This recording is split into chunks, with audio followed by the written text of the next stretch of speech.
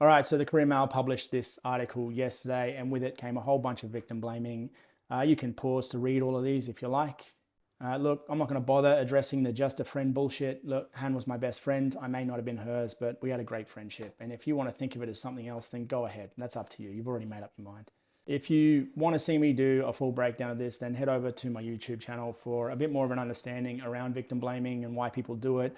You know, who or what else we might blame if we're not going to blame the victims, and some issues that I've come across with young men when we're talking about rejection or breakups or just challenges being in a relationship when they're young and just figuring things out. But for right now, I just want to focus on the victim blaming, all of this stuff here. See, people always want to question her behavior and what she did to drive him to do what he did. But the reality is, when we sit in that space and that's all we do, we never actually focus on what he did and all the steps that he took and how many points of intervention there were to stop him from doing what he did.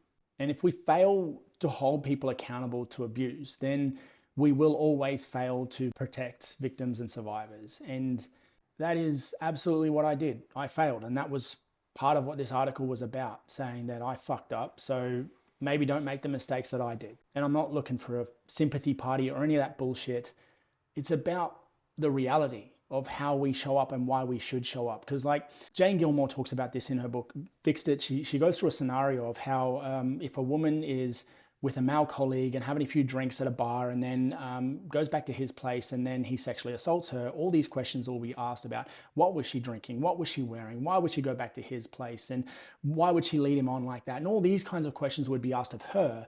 But if it were two male colleagues and one of the men sexually assaulted the other, those questions wouldn't be asked. You would never ask the victim, why does that happen? See, as men, we're so willing to see ourselves as victims, but never willing to see ourselves as someone who could perpetrate this kind of abuse and violence. And I appreciate that there are a lot of men out there who will never do this. Just like me, I'm not one of those guys. But the reality is we sit in a culture that allows those men to think that it's okay.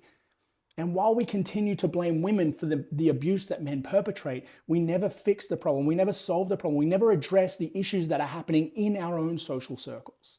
If you're hearing these kinds of victim blaming statements, then take a step back. And instead of asking, why did she put up with that? Maybe ask, why is he doing that?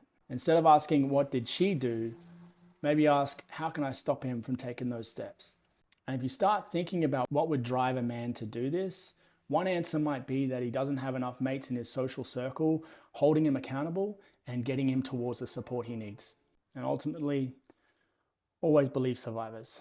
The stories they tell us give us opportunities to show up. And when we fail to do that, we fail to keep them safe.